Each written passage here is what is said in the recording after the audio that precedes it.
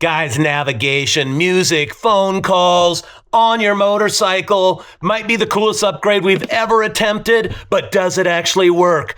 We're gonna find out right now. Let's go.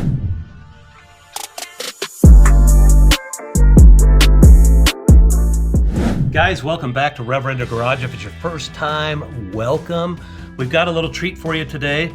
We are going to install Android Auto on my Z500. We're gonna find out if it's the stupidest thing or the coolest thing I've ever done. So what we need, we're gonna unbox this thing, but I've got a battery right here, 12-volt battery, so we can bench test this thing. Don't ever install this thing before you test it, make sure it works. I did not spend a ton of money on this. I wanted to check it out and see. I think I spent somewhere around $80 on it. We're gonna see if it works and see if it's worth you installing one on your bike. The reasons I want to do it is my phone costs $1,300. This is $80. The vibrations from the bike slowly break down your camera, internals, things like that. It can just cause problems, and I'd rather replace something that was $80 than something that was $1,300. So you can see where I'm getting at with that. So we're going to test this out, make sure I'm able to, you're supposed to be able to voice control from your helmet through your phone to the Android Auto screen. So I got the battery, I've got my helmet, I've got the Android Auto thing. Let's unbox this and see what we're up against.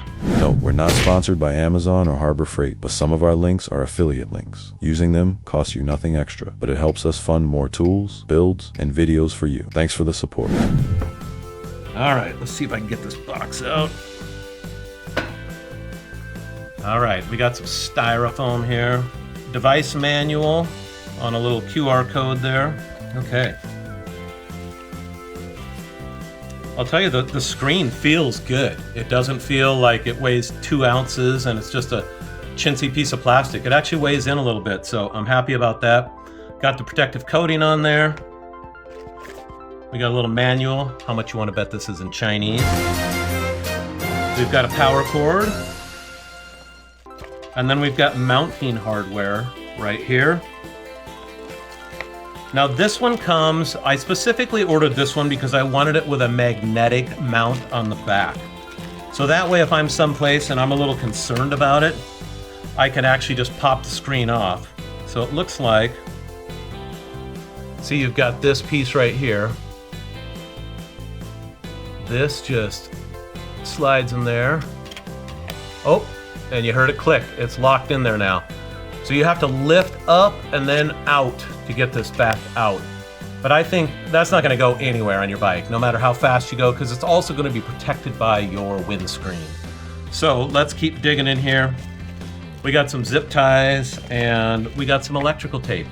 Not sure why you would want to use electrical tape, but whatever.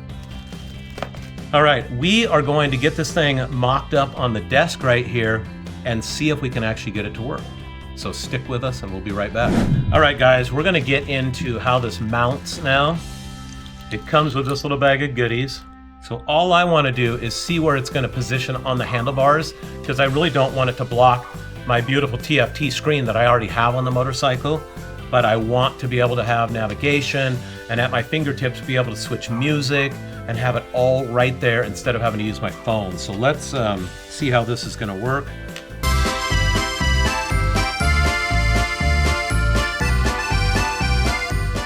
So as you can see, I got, again, that's the magnetic part, just slips in there. And then it's got this double ball mount with a tightening deal right here. So what I want to do is bring it over to the bike and bring you guys with me and see what this is going to look like. All right, guys, I'm really hoping this is going to sit right where I want it to. I'm going to take that quad lock mount off, but I really want it to fit right here. But I was worried about it hitting the gas tank. And it does not look like it's going to hit the gas tank. I've got some room for my key. We'll have to find out about that. But it doesn't block my TFT screen. So if it doesn't hit the gas tank and it doesn't block my TFT screen, this is a win. All right, guys, I got my phone here. I got the screen here, I've got the power cord hooked up, and all we need to do is hook up the ground here. Crude little connection here. So now, oh, there we go. It just turned on, so problem number one avoided. We've got connection here. So Android Auto. It says turn on Bluetooth on your Android smartphone and select to connect the device. Let's try it out here. It says it's connected. Let's see here. Oh, now it's doing something. Whoa! Okay, we are up and running. Now, the next challenge is getting the helmet hooked up. So let's hook up the helmet really quick. All right, got the helmet on, just turning it on here. Let me get it paired to my phone. It should pair to my phone automatically since I've been using it. Sweet, phone is connected, so no. Here's what I want to try. I want to try some voice commands with it. Oh, we lost power, it looks like. Okay, I have music coming through my Cardo comms on my helmet. I'm going to pause that so it's not totally distracting me. Okay, Google, navigate Costco, Puyallup, Washington. Okay, Google, play Van Halen, 1984. Okay, you guys can see the screen changed, and it didn't bring up the song, it brought up the album because I didn't specify the song. But either way, it's playing through my Cardo comms right now. Man, I call this a pretty easy victory.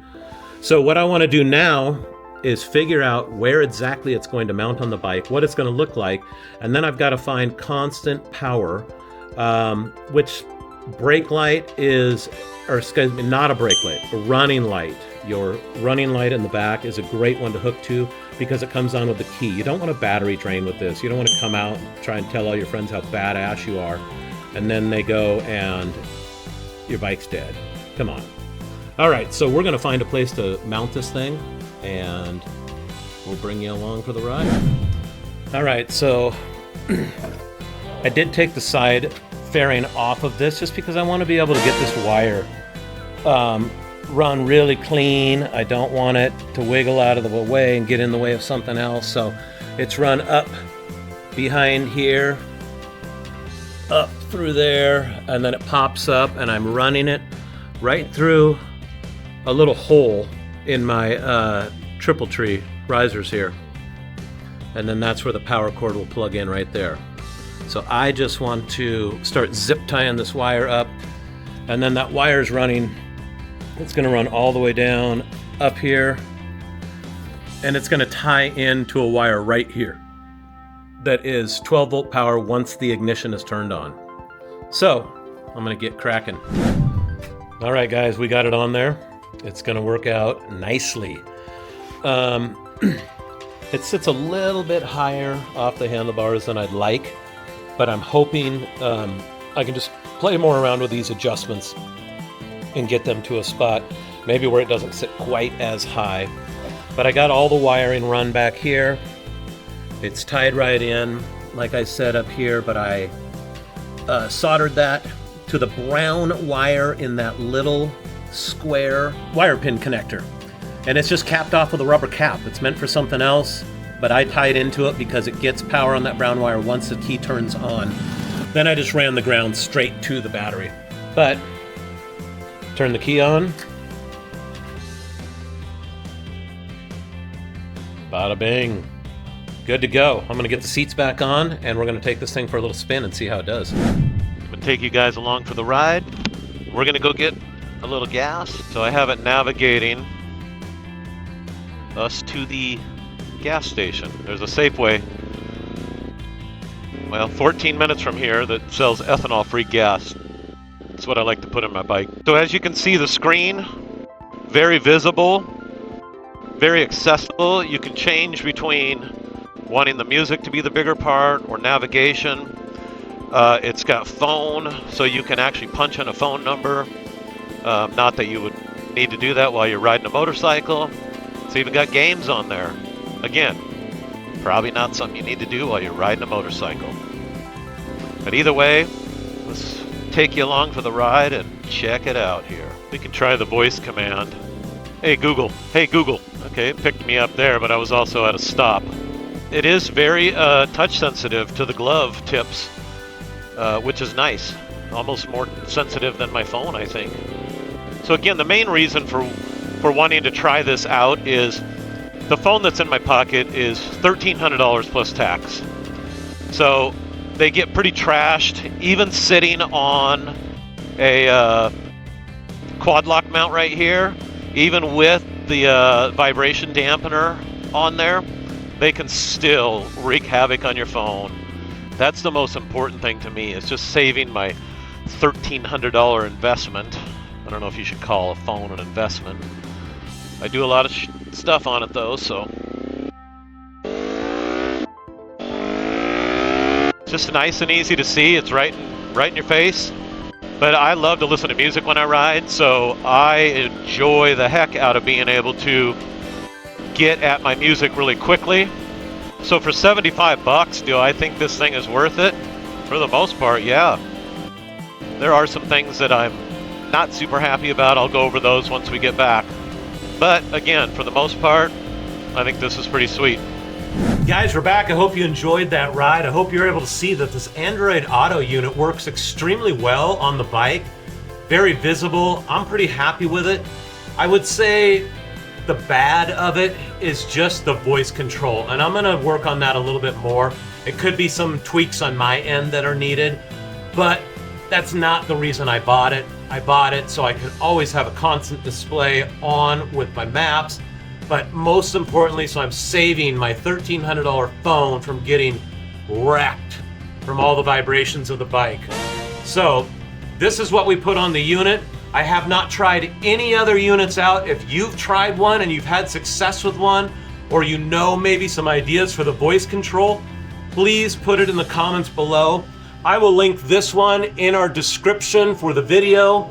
But you guys, if you've enjoyed any of this video at all, if it's been useful for you, please hit the subscribe button and please hit the like button. They're both free to do, but it helps our channel grow more than you can possibly imagine. So you guys, again, thank you for coming along. Hope you guys found some value in this video. And until next time, Reverend Rob. As always, thanks for watching. Tune in every Saturday for a new video. Also, don't forget to like, subscribe, and comment.